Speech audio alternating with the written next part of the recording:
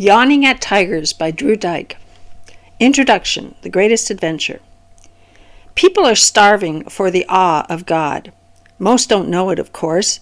They think they're starving for success or money or excitement or acceptance. You name it. But here's the problem. Even those fortunate enough to satisfy these cravings find they are still hungry. Hungrier even. Why?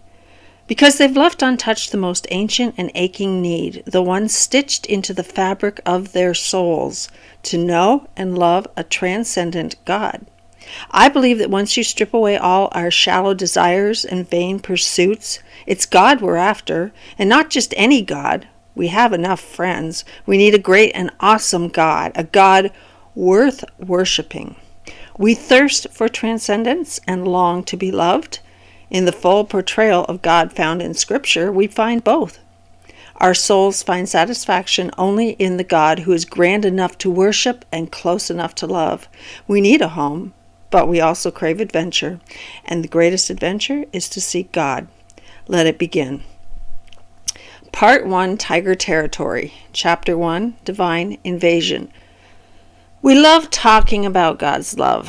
Drop in on almost any evangelical church service and listen. You'll hear worship choruses dripping with emotive lyrics that border on romantic. The sermon will gush with assurances of God's inexhaustible affection. While such affirmations are good, we do need to be reminded of God's love. Something is missing. Rarely do we hear about God's mystery and majesty, let alone whisper a word about His wrath. This one-sided portrayal diminishes our experience of God. We can't truly appreciate God's grace until we glimpse His greatness.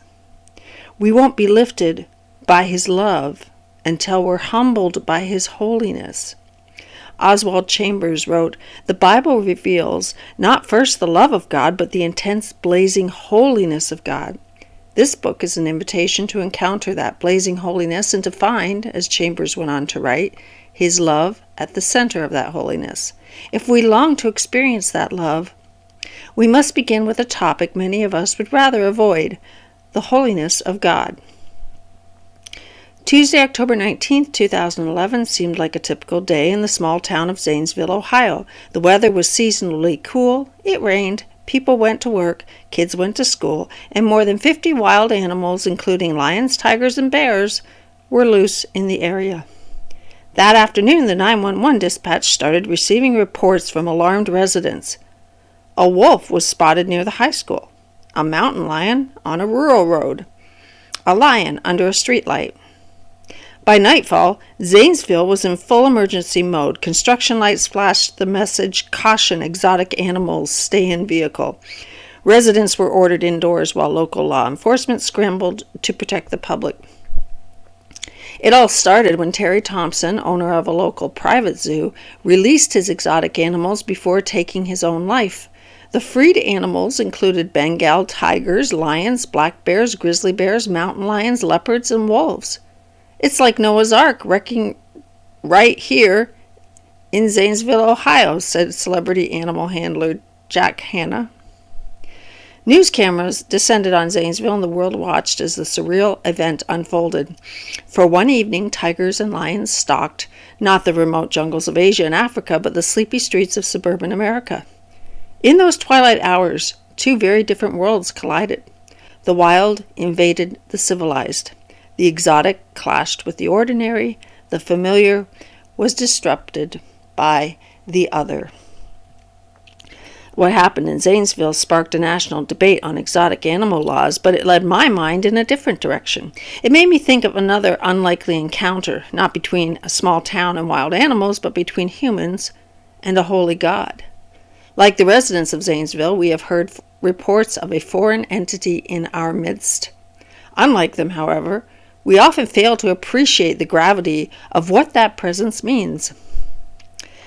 The Bible describes God in sobering terms. Among the myriad titles given, He is called a consuming fire, Judge of all the earth, and the Lord of hosts, a title that portrays God poised for battle at the head of a heavenly army. In addition to these fearsome descriptions, the Bible stresses God's discontinuity with humankind. God is not human that he should is almost a refrain in Scripture. We might imagine that God is a sort of Superman, just like you or me, but with additional powers. But that kind of thinking betrays a dangerous illusion about God's nature. The truth is that God is radically different from us in degree and kind. He is ontologically dissimilar, wholly other, dangerous, alien, holy, and wild. If we truly believed this kind of God was in our midst, I wonder if we would respond more like the people in Zanesville, lock our doors and call the police. But for the most part, we neither tremble in fear nor thrill with excitement at the prospect of encountering this wild deity. Instead, our church experiences are largely predictable and sedate. Our spiritual lives are devoid of passion. Yes, we believe, but often our knowledge of God is dry and cerebral. We give mere mental assent to truths that should leave us shaking. We mumble perfunctory prayers. We ask God to keep us safe, not realizing that it is from him we most need protecting. Even when we see evidence of God in our midst, when we glimpse his holiness, we're more likely to yawn than yell. Somehow, we've succeeded in making the strange ordinary. We walk by tigers without looking twice. Why are we so anesthetized? What's behind our lack of reverence, fear, and awe? I think it's simple. We've forgotten how big God is. I remember having this point presented in dramatic fashion when I visited Israel. I was there with a group of American journalists. Our Jewish guide, Amir, had been leading trips through the Holy Land for 30 years and had a profound grasp of Scripture. At each site we visited, Amir would seek out a spot as isolated as possible from the never-ending stream of tourists, gather us in a semicircle, and expound upon the historical and theological significance of the site. Sometimes he seemed more like a preacher than a tour guide. I remember one talk in particular. With the Mount of Olives shimmering in the background, Amir described what he saw as the basic problem of the universe. God longs to come down to earth to redeem the righteous and judge the wicked, he said, but there's a problem. He leaned toward us and stretched out his arms like a scarecrow. His presence is like radiation, more dangerous than plutonium. Nothing can live when God comes near. If God came to earth, both the righteous and the unrighteous would perish. It would be like 1,000 nuclear bombs exploding at once. We would all die. Initially, Amir's God is plutonium metaphor struck me as strange. I've heard God described as a father, master, king, warrior, judge. Plutonium? Plutonium's pretty nasty stuff. Actually, it's awful. If inhaled, it's one of the deadliest elements known to man. Other kinds of radiation, like an X-ray, the body can handle in low dosages, but with just 1/1,000,000th of a gram of plutonium will kill a person if it enters the lungs. 1 pound could kill millions. I remember watching the news in the wake of the scramble to contain the Fukushima Daiichi nuclear plant disaster in Japan in 2011. An article in the Wall Street Journal described the precautions taken by the emergency workers. In addition to constantly measuring radiation with cell phone-sized dosimeters strapped to their chests, they wore face masks with 2 filters, hooded Tyvek suits, 3 layers of gloves, and covers for their shoes. They wound tape at sleeves and pant cuffs to seal gaps. Even these precautions were decried by experts as too lax. That's how dangerous plutonium is when it gets out. Amir's comparison seems strange, maybe even sacrilegious, but as I recounted God's interactions with the ancient Israelites, I wondered if Amir was onto something. I thought of all the stories surrounding the Ark of the Covenant, where people were struck dead or sickened from coming in contact with God's immediate presence. I thought of poor Uzzah, the Israelite, who was killed for putting out his hand to steady the Ark of the Covenant. Or the times when God warned Moses to keep the people back from his glory, lest God break out against them. In these stories, it almost seems like there was some kind of radioactive field surrounding God, not literally perhaps, but from reading these accounts, you get the unmistakable idea that his holiness is dangerous, even deadly. We tend to avoid these passages or explain them away. Each time a popular atheist writes a book accusing God of being mean and somehow simultaneously non-existent, we spill gallons of ink trying to defend God's actions. While I appreciate the works of apologists, this sort of enterprise often becomes a subtle way of domesticating God. After we get through explaining him, he comes off as misunderstood or hapless. I'd prefer to say, yes, God is dangerous. He's not a house cat. He's a lion. You're free to deny his existence or pretend that he's harmless. Go ahead and pet him if you'd like. Just don't expect to get your arm back. I reminded of the sad, strange story of Ellie Quo, a 32-year-old Australian man who decided to put his fighting skills to the ultimate test. In the spring of '89, after being told by his kung fu instructor that he had reached a level where he could kill wild animals with his bare hands, the impressionable student decided it was time to take on the most lethal predator. He sneaked into the Melbourne Zoo at night and scaled the lion enclosure. But rather than doing battle with one lion, he faced several. The fight ended with predictable results, and zookeepers found Quo, or what was left of him, the next morning. It's a bizarre story that makes you question Quo's sanity. How could anyone, regardless of training, hope to take on a pack of lions with his or her bare hands? Yet the ill-fated man's foolishness is nothing compared to mere mortals who claim parity with an omnipotent God. Perhaps it was to convey this dangerous side of God that pastor and author Eugene Peterson half-jokingly suggested churches post signs outside their buildings that read, "Beware of God." The places and occasions that people gather to attend to God are dangerous, Peterson explained. They're glorious places and occasions, true, but they're also dangerous. Danger signs should be conspicuously placed as they are at nuclear power stations. Pulitzer Prize-winning writer Annie Dillard takes it a step farther. On the whole, I do not find Christians outside the catacombs sufficiently sensible of the conditions. Does anyone have the foggiest idea what sort of power we so blithely invoke? Or, as I suspect, does no one believe a word of it? The churches are children, playing on the floor with their chemistry sets, mixing up a batch of TNT to kill a Sunday morning. It is madness to wear ladies' straw hats and velvet hats to church. We should be wearing crash helmets. Ushers should issue life preservers and signal flares. They should lash us to our pews. For the sleeping God may wake someday and take offense, or the waking God may draw us out to where we can never return. Such vivid warnings may sound like exaggeration, but are they? Each year, 4 or 5 people die at the Grand Canyon because of overly zealous photographic endeavors. In search of the perfect picture, these tourists disregard warning signs and venture too close to the precipice. They underestimate the risk and end up paying the ultimate price. When we approach God casually, as if he were some sort of cosmic buddy, we make a similar mistake. We demonstrate a dangerous misunderstanding about his nature. Don't get me wrong, God is not cruel or capricious, but Amir was right, he's dangerous, and that presents us with a huge problem. God's holiness is deadly, incompatible with life, especially for sinful mortals like us. No one may see me, God warned, and live.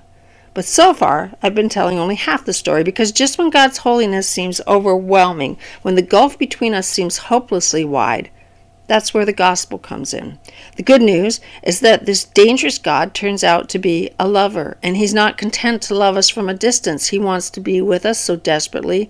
He cooked up the most creative and costly way imaginable to bridge this chasm.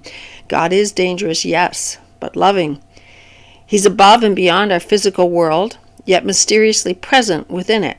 This, of course, is the grand paradox of the Christian faith. We worship a God transcendent and immanent, other and intimate, high and lifted up, yet closer than our own breath. He's the intimate stranger, and we are the objects of his fierce affection. Now the temple veil is torn. The Holy of Holies beckons, and we're free to enter. Just remember to tread lightly. He's still the same God. Chapter 2, Beyond the Shallows. My wife and I recently celebrated our 10-year anniversary in Hawaii. It was an incredible trip, though not your typical romantic getaway. The reason? We brought along our 8-month-old son. It's amazing how many things you can't do on the big island with a baby in tow. No surfing, no snorkeling, no kayaking, no crater climbing, no late-night luau's. More than once we wondered aloud whether we should have made the trip with such a young child. But by the end we were glad we did. There's nothing quite like watching a child watch the world. And when that world is filled with the vivid sights of a tropical paradise, it's even better. On one of our first evenings there, while my wife was getting ready to go out for dinner, I walked our son down to the beach. The early months of his life had passed in the landlocked Midwest, so this would be his first glimpse of the ocean. As we neared the water's edge, I was curious to see his reaction. Would he smile, giggle, open his mouth and unleash one of his familiar gee-gee-gee exclamations, or stare, awestruck? He cried. Well, I should have anticipated his response. The tide was in, the waves were high. They sped towards us with a growing roar before slamming into the rocky shoreline, churning up stones and spewing them across the pebbled beach. It was a violent scene. As my son took it all in, his bottom lip started to tremble. Then he jerked his head from the sight and stifled a scream against my shoulder. Suddenly I understood how strange and terrifying the pounding waves must have appeared to him. He'd never seen anything like it. What guarantee did he have that the next angry surge would stop before swallowing us whole? His reaction made perfect sense. The ocean is overwhelming. And not just for children. Truth be told, I'm a little scared of it too. Poets wax eloquently about the ocean's beauty, its power to inspire serenity and introspection, and that's all true. But there's another side to the sea, a scary side. The side of powerful tempests and deadly creatures in dark depths. There's a reason swimming instructors tell you to respect the ocean. If you don't, it can kill you. When I was about 12, I remember looking out over the ocean at night and trying to imagine what it would be like to swim out into those black waters. It was about the scariest thought I'd ever entertained. Vast, beautiful, powerful, dangerous. That's the ocean. It makes me think of God, which is probably appropriate. Both are immense, mysterious. Both can make us feel frighteningly small. The appropriate response to such greatness is respect and awe, even resignation. Yet often we tend to do something else, something very strange. We devise ways to make them more manageable. We scale them down to our size. We domesticate them, or at least we try. This impulse is nothing new. It's been around for millennia. Ancient Israel is Exhibit A. I'm stunned by how often the Israelites turned their backs on God to worship more manageable deities. We read about one such instance in Exodus 32. The story unfolds as Moses is on Mount Sinai, receiving the Ten Commandments. Frustrated by their leader's extended absence, the Israelites approach Aaron, the second in command, with a request. Come, make us gods who will go before us. Aaron obliged and got to work. Gold jewelry was collected and melted down. Then Aaron formed the gold into an idol cast in the shape of a calf. The next day the Israelites rose early to make sacrifices to this golden calf. This act of idolatry seems to come out of the blue. The Lord had just dramatically rescued the Israelites from slavery and supernaturally sustained them in the wilderness. It was only the third month, we're told, since they had been liberated from Egypt. That means the Red Sea parting was still vivid in their minds. The taste of manna still clung to their breath. They'd drunk water from a rock and been guided by a cloud and a pillar of fire. Yet after witnessing these miracles and receiving repeated assurances of God's protection and provision, they chose to worship an idol instead. What was going on? Throughout history, people have struggled to understand this abrupt descent into idolatry. The early church leader, Origen, was puzzled by how a people so quickly could have forgotten the benefits and marvels performed by God. The 16th century theologian John Calvin, too, was baffled. Could they not see the pillar of fire in the cloud, he asked? Was not God's paternal solicitude abundantly conspicuous every day in the manna? Was he not near them in ways innumerable? We might echo this bewilderment in more contemporary language. What were they thinking? How could anyone encounter the living God one day and bow before an idol the next? The answer isn't clear. It is possible the Israelites were simply slipping back into the practices of their Egyptian captors. The ancient Near East was brimming with idols, so idolatry was the default religious practice of the day. With their leader taking his sweet time on the mountain, the Israelites became restless and scared, and they turned back to what was most familiar. The early church historian Eusebius wrote that the Israelites were trained in idolatry by 400 years of slavery under the idol-worshipping Egyptians. Reverting to idol worship was natural because of such ingrained habits. But I think more than bad habits were at work here. 40 days before the golden calf incident, the Israelites witnessed an awesome spectacle. The Lord told Moses that he was going to descend upon the mountain in a dense cloud and instructed Moses to consecrate the people for the occasion. After 3 days of purification rituals, the Lord showed up. On the morning of the third day, there was thunder and lightning with a thick cloud over the mountain and a very loud trumpet blast. Everyone in the camp trembled. Then Moses led the people out of the camp to meet with God, and they stood at the foot of the mountain. Mount Sinai was covered with smoke because the Lord descended on it in fire. The smoke billowed up from it like smoke from a furnace, and the whole mountain trembled violently. The sound of the trumpet grew louder and louder. That's a powerful scene, one that underscores God's holiness and majesty. It's also absolutely terrifying. After such an overwhelming encounter, I wonder if the idea of a mute idol seemed strangely attractive, for comfort if nothing else. Here the contrast between God and an idol couldn't be clearer. We're told that after offering sacrifices to the golden calf, the Israelites sat down to eat and drink and got up to indulge in revelry. But when God descended on Mount Sinai, everyone in the camp trembled. You don't tremble before an idol. You can see an idol. It's visible, tangible. Yahweh, on the other hand, is invisible and forbids representation. And just in case you felt like making a run for the mountain to steal a glimpse of his glory, there's this. Warn the people, God told Moses, so they do not force their way through to see the Lord, and many of them perish. The differences don't stop there. You can also control an idol. You determine everything about it, what it's made out of, where it goes, and how it's worshipped. Not so with the sovereign creator of heaven and earth, who alone dictates the terms of his worship. An idol is safe. It never challenges you. It isn't threatening. It doesn't judge sin or demand loyalty. But the Holy One of Israel is a jealous God, passionate and loving, yes, but unspeakably dangerous too.